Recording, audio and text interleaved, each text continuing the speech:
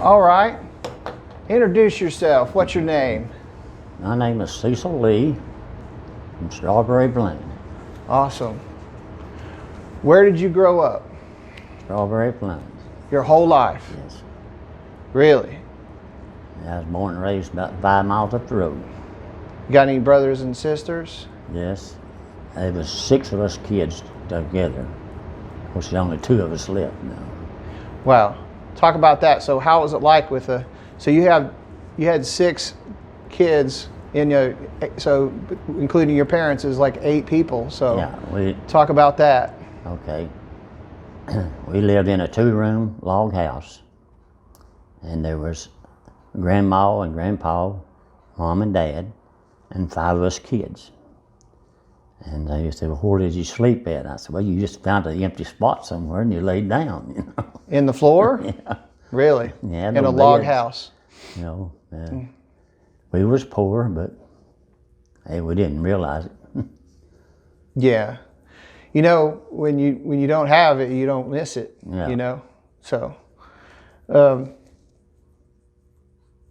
did you have some friends growing up? I mean, did you go to a regular school, or were you homeschooled, or? Well, I went to Carter School. Mm-hmm. And I went through the 9th grade. My daddy got sick and couldn't work, so I had to get me a job. That summer, I was just going to work that summer. But he couldn't still go to work, so I worked for Cass Walker and for 8 years. What Cass Walker do? It's a grocery store down on Magnolia. And when my daddy got better, ready to go back to work, I done missed 3 years of school, and I thought, well, I'm not going to go back now, you know. Yeah. So. Well, that was kind of common back then, though, wasn't it? Oh yeah. I mean, it wasn't nothing unusual at all, you know. Yeah. There's a lot of everybody we knew was poor like we were. But hey, we was happy. We had good mom and dad. That's awesome. I mean, that's, you know, being happy is one of the best things, right? Yeah, that's true. What was it like back then? I mean, I'm guessing this was what time period when you were, you know, growing up? What was that? What years was that back in the elementary school days for you? Okay, well, I was born in 1938, so somewhere around 1950, I was in grammar school, I guess. Do you remember the war and all of those things happening, or? Well, I vaguely remember it. I didn't have nobody in it, and there wasn't no TV, and you didn't get to see everything that you see today, you know. Right. And, what I mean, can you describe to me, because you know I'm younger, and I can't imagine what it was like back then, you know, to be alive. I mean, can you describe to me how everybody was? Was everybody friendlier? You know what I mean? We had good neighbors, and we had to raise everything we ate because we didn't have nothing to buy with. So you raised everything you ate. And we had this old gray mare, and come time to put out the garden, the old gray mare died. So my daddy and my grandpa hooked the lines up around our shoulders, and 2 or 3 of us kids tried to hold the plow in the ground till we could plow the ground to make garden. Did it work? Yeah. Really? Yeah. Wow. It's sad memory of my childhood to see my daddy and my grandpa pulling this plow. Yeah, but I think it's a good memory because it's family coming together for a common goal. Yeah, you do what you had to, you know. You still do. Yeah. Ain't nothing changed with as far as that goes. If you're a good person and you love your family, you still do what's right. You know. So, when you were a kid, what did you want to be when you grew up? When you thought about, okay, what am I going to be when I grow up? Like, you know, did you ever think about that? No.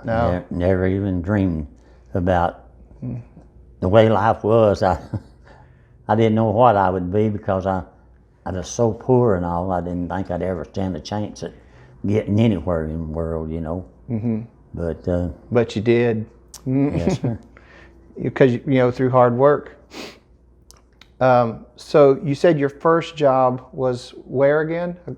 Cat Walker's As a grocery store? supermarket. And down on Magnolia, I worked from 6 till 6 every day.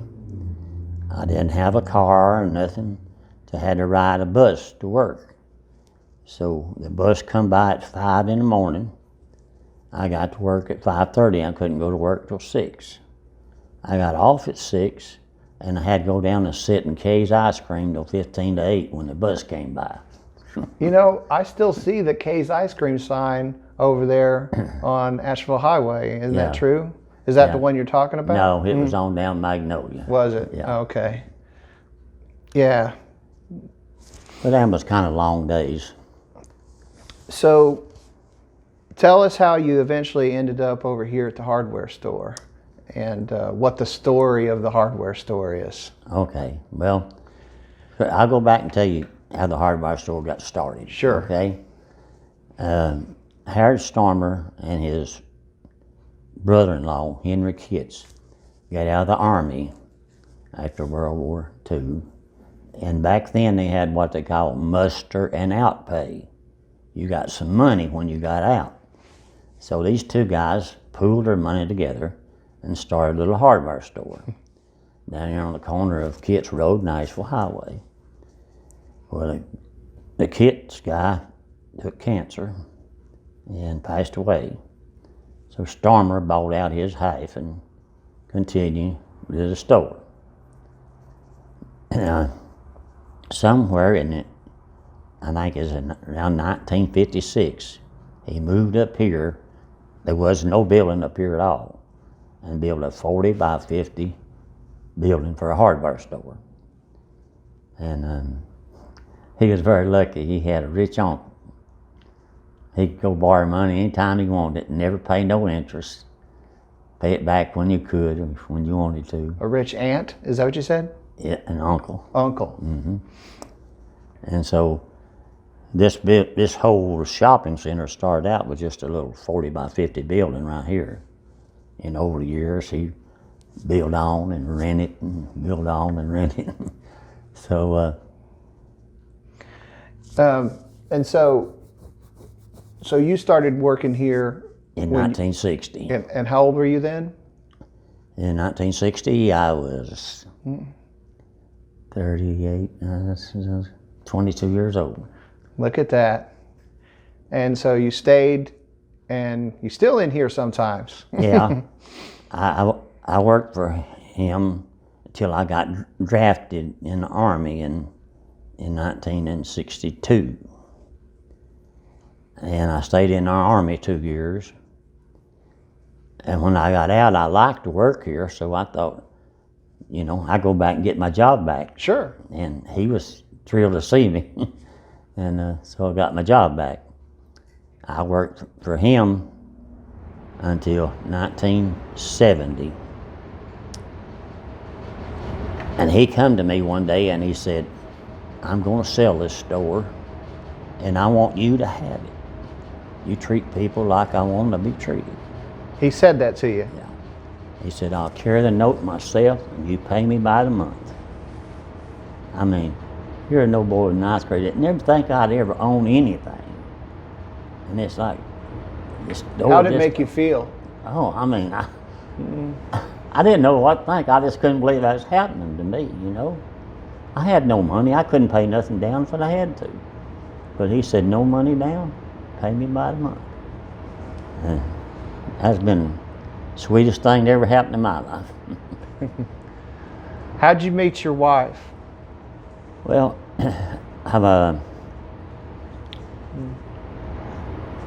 my brother was dating her sister, okay? So I knew he had a sister, and one night he was starting over there. I said, I knew her name was Betty. I said, you tell Betty if she'd like to go down to, at that time we had an amusement park on Magnolia, all kinds of rides. She wants to go down there, let me know. He come back in a little while, she said, come on. Oh, come on. Come on. I bet that made you happy. Oh yeah. Now at that time, I was still working Cat Walker, and I didn't go to church, but she did, and so I would take her to church just to be with her. That's the only reason I was going, you know. But one of the greatest events that ever happened in my life happened one night in Little Methodist Church in Straw Plains when Christ came into my life. Yes, sir.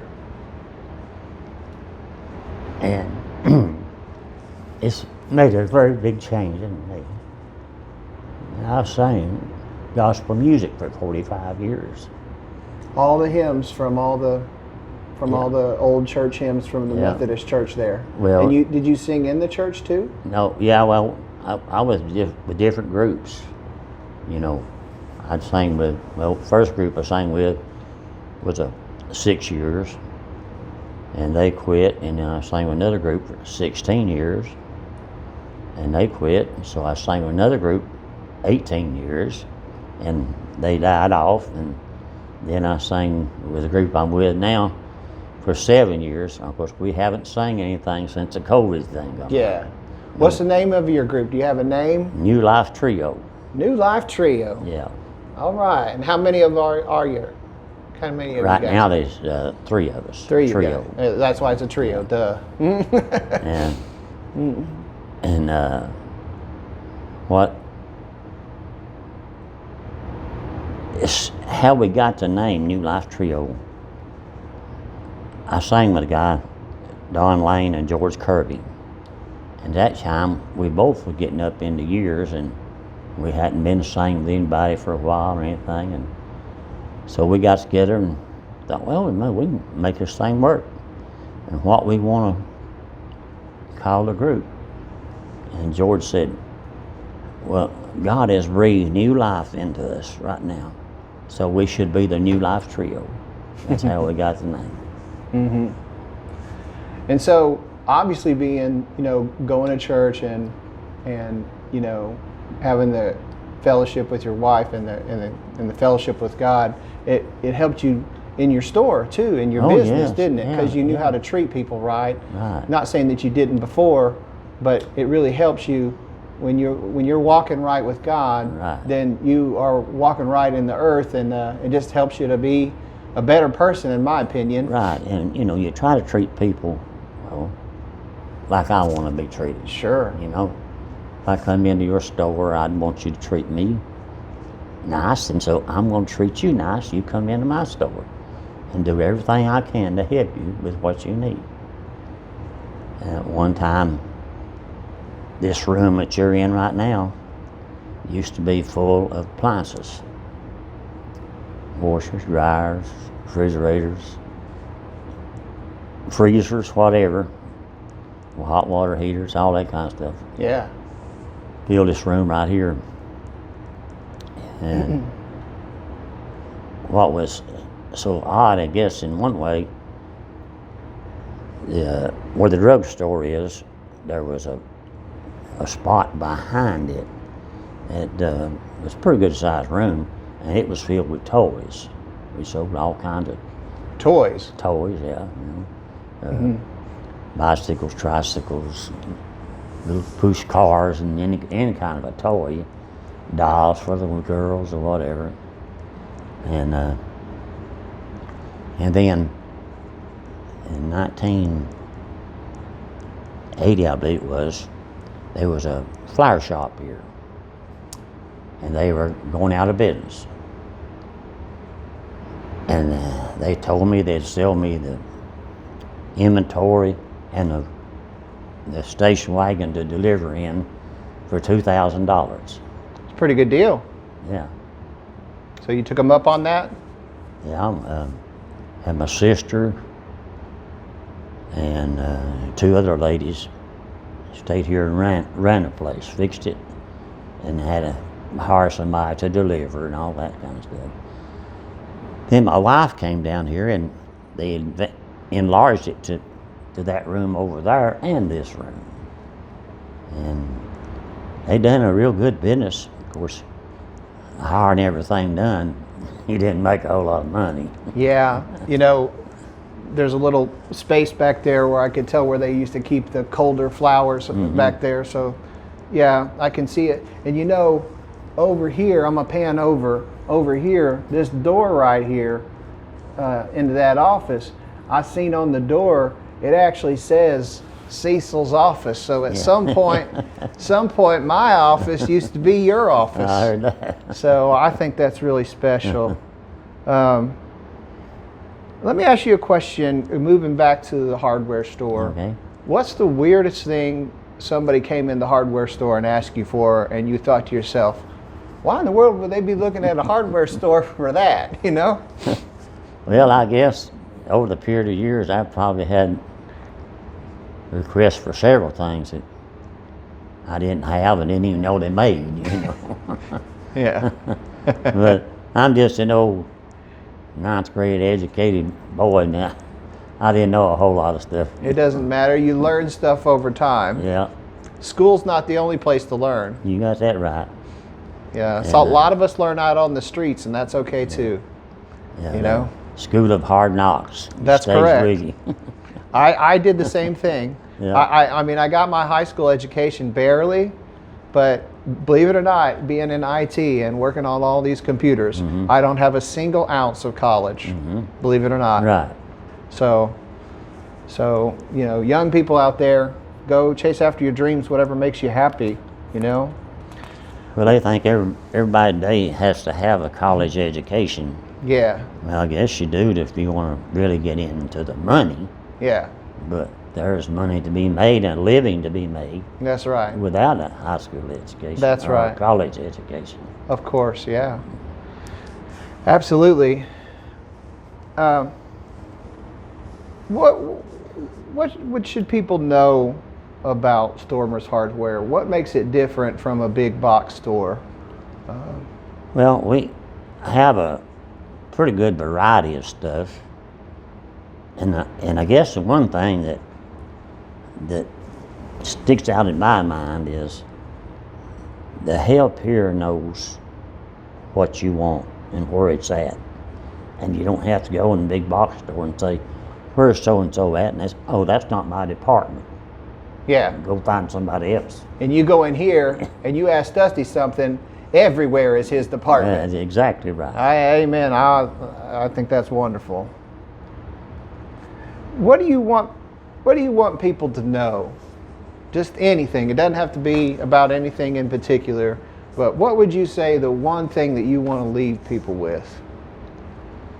Well, I just want people to say when I'm gone, he was a good guy. And That's if all they you- can say that, hey, I'd be thrilled to death to know that people thought, hey, he's a good guy. I think they already do. So I think you're going to achieve that for sure. Cecil, it's been great talking, and I appreciate your time, sir. Well, yeah, God bless you, and I hope to get to know you more as I stay here. right. Well, we will. Yeah. All right. Thanks. All right, man. Thank you.